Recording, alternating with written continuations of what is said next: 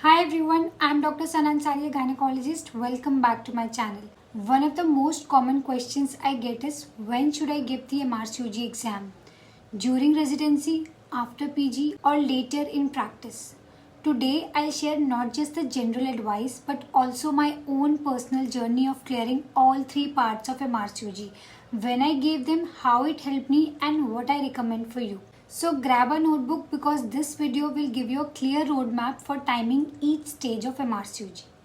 First, let's quickly recap the exam structure. As I've already told in my previous videos, Part 1 and Part 2 are written exam. Part 1 check your basic sciences, Part 2 check your applied clinical knowledge. Part 3 is an OSCE exam testing communication and clinical decision making. Now each of these parts need a different level of preparation and the timing really matters. Let me share my personal story as we go through each part. I gave MRCOG Part 1 during my second year of post-graduation. During residency, I was already studying anatomy, pharma, physio related to obs and gynae for my PG exams. Also, these subjects were fresh in my mind as I had recently cleared MBBS and NEET PG exam. So preparing for Part 1 didn't feel like a separate burden. It actually complemented my PG preparation.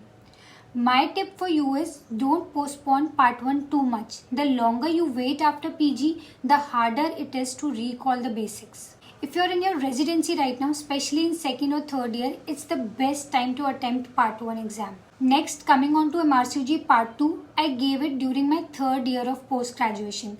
Now, many people wait a couple of years after post-graduation and that's also a valid path. But for me, here's what worked.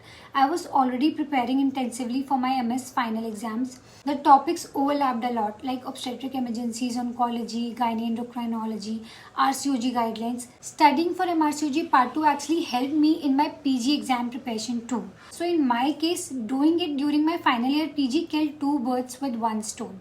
But a word of caution, not everyone finds this timing easy. If your PG workload is too heavy, you might prefer to do Part 2 after you have finished your post-graduation. So my advice is attempt Part 2 when you have enough clinical exposure. Ideally, you should have handled real-life cases like eclampsia, OBS emergencies, ovarian tumor because that makes the guideline come alive. Finally, I gave my MRCOG Part 3 during my senior residency and honestly, I think it was the best timing. By then, I had confidence in my clinical skills. I was regularly talking to patients, counseling them, making decisions, breaking bad news, all the communication skills that Part 3 tests. And since I had just cleared Part 2, the guidelines were still fresh in my mind. This combination made Part 3 feel natural. I was simply doing what I already did every day in the hospital. So my tip for you is don't delay too much after Part 2. Ideally give Part 3 within 1 year. Otherwise you lose touch with your guidelines and momentum. Now here's something very important that people don't talk about. MRCOG preparation consumes a lot of time. Hours and hours of reading guidelines, solving questions, revising notes. It takes dedication. For me, completing MRCOG during my residency was a blessing because later on, once you start your full-time job, along with family life, kids and responsibilities, it becomes much harder to dedicate long hours to study. I always tell my juniors, if you can finish MRCOG during your training years, do it. You will save yourself so much stress later and you will be free to focus on your career and family without the exam pressure hanging over you. So let me put everything together for you.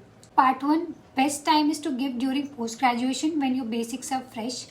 Part 2, best during PG if you can manage or immediately after your post-graduation when you have good clinical exposure. Part 3, best during your senior residency within 1 year of giving Part 2 when you have good communication skills and decision-making practice. This sequence worked beautifully for me. Part 1 in my second year of post-graduation, Part 2 during my third year PG, Part 3 in my senior residency. It aligned with my academic growth and each exam actually supported my PG preparation and clinical practice. So to answer the big question, when is the best time to give MRCOG?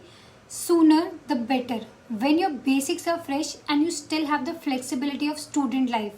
It not only helped me academically but also saved me a lot of time later for my family and responsibilities. Now I want to hear from you when are you planning to attempt MRCOG. Let me know in the comments. If you found this video helpful, share it with your colleagues who are thinking about MRCOG.